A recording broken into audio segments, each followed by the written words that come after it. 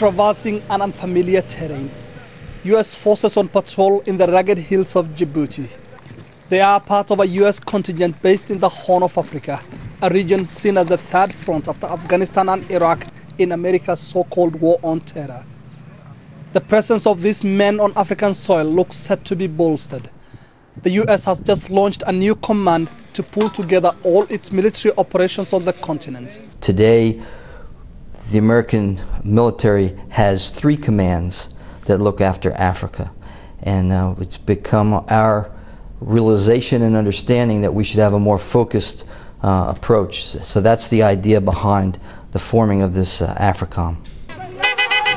The U.S. is packaging Africom as a well-meaning humanitarian venture. It says Africom will help African countries build stronger security structures, but no one knows for sure where U.S. intentions lie. Here in the desert, Djiboutian army officials are receiving training from U.S. troops. Such training and building the capacity of African armies will be a core responsibility of Africom when it becomes operational on the ground. However, it promises to be a very controversial venture. Few African countries want anything to do with it. They say such training exercises are not as innocent as they look. There is a concern that Africom is really an attempt by the U.S. to safeguard oil and mineral interests before China does. Many see it as a body that will enforce Washington's policies rather than promote Africa's interests.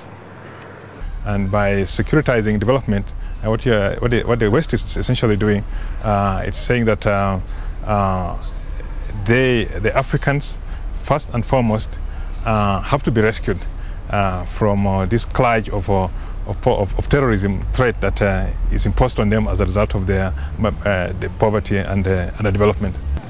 That Africom still hasn't got a base in the continent is therefore no surprise. But despite the outright opposition from many, one African leader is a strong proponent of the mission.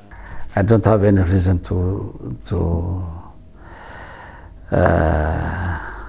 have doubt, because we have discussed with them and they are clear in their thinking, clear in their way of approach, and they seem to be honest in their way of upgrading their relations with the African continent. For now, the arguments for and against the existence of Africom continue. And given the continent's history of military coups and foreign interventions, any use of the U.S. military for humanitarian activities is likely to be viewed with misgivings by many Africans. Mohammed Adow, Al Jazeera, Djibouti in the Horn of Africa.